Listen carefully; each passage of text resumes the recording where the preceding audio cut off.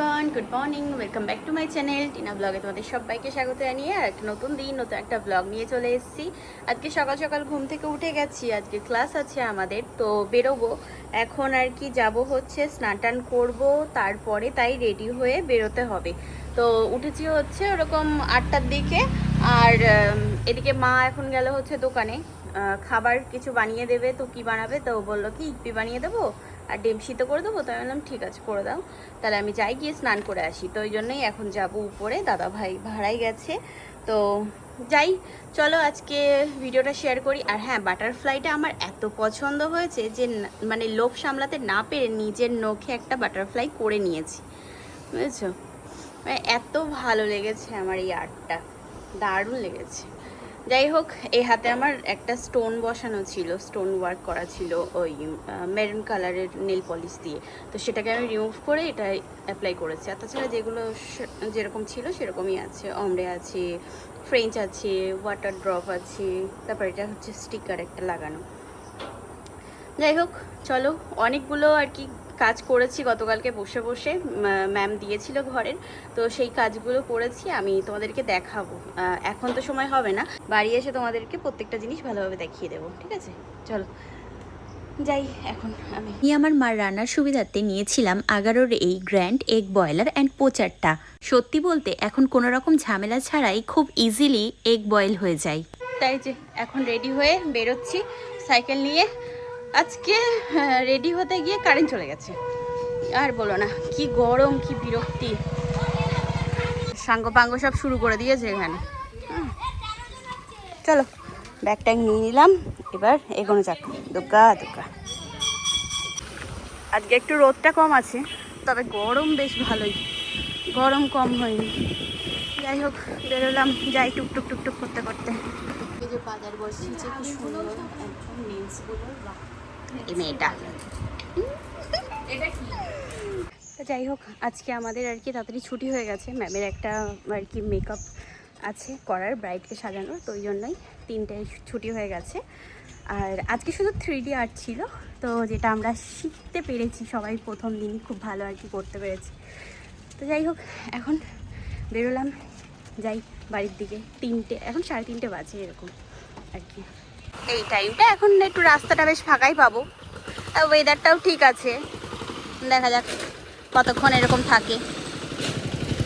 আমাদের বাড়ির এখানে যখনই দেখবে এই যে খেলা করছে, এই সারাদিন বাচ্চারা খেলবে, আর সন্ধ্যার পর থেকে সব বড়রা। এই দেখো, এই যে এখন সন্ধ্যাবেলা এখানে চা করছি, গল্প হচ্ছে, দাদাভাই কফি খাবে, সরি চা না কফি, চা পাতা ছিল তার মধ্যে কফি দিয়ে দিয়েছি। আমি একটু আর কি ঘুমিয়ে গেছিলাম, ওই স্নান টান করে এসে ঘুমিয়ে পড়েছিলাম চা খেয়ে। তো তারপরে মা ডেকে দিল এই সন্ধ্যার পরে, তো উঠলাম, উঠে তাই দাদাভাই বললো তাহলে একটু চপ মুড়ি খেয়ে নে, আর এদিকে একটু কফি কর, তাহলে কফি খাই, তাই ওই কফি করছি। ওইদিকে ও সন্ধ্যা লেগে গেছে অনেকক্ষণ, আমাদের বাড়ির সামনে মাঠে খেলা হচ্ছে, তাই ওই যে দেখতে পাচ্ছ, মনে হচ্ছে যেন সন্ধ্যা লাগবে, এখনো বিকেল, আলো জ্বলছে ওইদিকে পুরো। এই যে আজকে আমাদের বাড়িতে রান্না হচ্ছে পায়েস। কেন বলো? কারণ গতকালকে সরি আগামীকাল আমাদের এখানে শীতলা পুজো, তো আমাদেরকে পান্তা খেতে হবে। তো কি খাবো আমরা, মানে রান্না করা যাবে না, রান্না বন্ধ, এটাই হচ্ছে মেন ব্যাপার। তো ওই জন্যই আমরা আজকে পায়েস রুটি বানিয়ে রাখবো রাতে।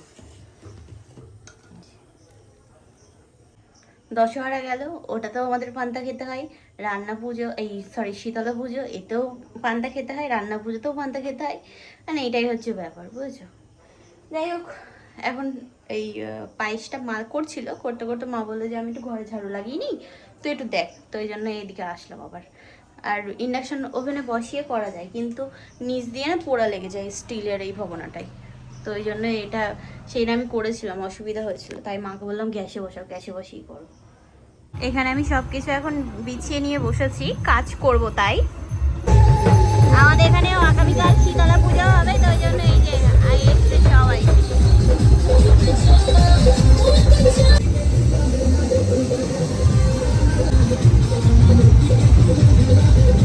বলছিলাম না যে শীতলা পুজো, এই যে এসছে এখানে। আসলে আমাদের এখানে এমন একটা নিয়ম আছে যে মানে যেখানে যেই পুজোই হোক, বিয়ে হোক, মানে যে কোনো অনুষ্ঠান হোক, তো এই আর কি আমাদের এই বাড়ির সামনে কালী মন্দিরে আসতেই হবে, বুঝেছো? তো ওই জন্যই সবাই মানে এ পাড়া নদীর ধারের ওই পাড়ার থেকে সবাই আর কি আসে। তো ওই যে এসছে সবাই মিলে, আজকে হচ্ছে অধিবাস। তো যাই হোক, এখানে এখন সব কিছু নিয়ে বসলাম। আজকে 3D আর্ট দেখিয়েছে, আমি তোমাদেরকে দেখাচ্ছি। কি দারুণ আর কি, ফার্স্ট টাইম কাজ করেছি, এত ভালো হয়েছে কি বলবো। আমি তখন তোমাদেরকে বলছিলাম যে আমি 3D আর্ট আজকে শিখিয়েছে আমাদেরকে। এই দেখো, এটা হচ্ছে 3D আর্ট, ঠিক আছে? এটা এমনি নর্মাল নেল পলিশ পরিয়ে তার উপরে আর কি এই আর্টটা করা। আচ্ছা, আরও একটা করেছি ওখানে বসে, দাঁড়াও, এর মধ্যেই ছিল এই যে এই দেখো, এটা হচ্ছে আইসোলেটেড ক্রোমের উপরে ক্যাটাই করে তার উপর আইসোলেটেড ক্রোম অ্যাপ্লাই করেছি, তার সাথে আর কি এই পাতাটা আমি করেছি নিজে নিজে। এটা আমি 3D আর্ট করব বলে, তো ওই জন্যই এটাকে রেডি করে রেখেছি। তো আজকে আর বসিনি, আজকে করেছি হচ্ছে এর আগের দিন এটা করেছি, এই ক্যাটাইয়ের উপরে শেলটা করেছি, ঠিক আছে? এর আগের দিনের এগুলো। এখানে বাটারফ্লাই আছে, এটা ক্যাটাইয়ের উপরে। এখানে একটা মান্ডালা আর্ট, আর এখানে আছে হচ্ছে একটা বাটারফ্লাই। এগুলো মনে হয় তোমাদেরকে দেখিয়েছিলাম, যাই হোক আবার দেখিয়ে দিচ্ছি। এটা একটা রোজ আছে পিগমেন্ট পাউডারের উপরে, এটা একটা সিনারি আছে, আর আর কি এটা একটা বাটারফ্লাই আছে, এটা একটা শেল আর্ট আছে, এটা একটা কি বলে এটাকে, ব্লসম জেল দিয়ে করা আর কি আর্টটা, মনে পড়ছে না আমার ফ্লাওয়ারটার নাম।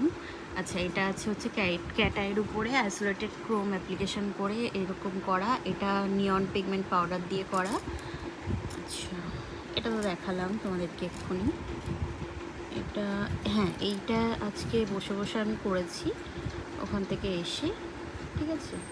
পাহাড় আছে, সমুদ্র, তার সাথে পিছনের সিনারিটা ক্রিয়েট করেছি।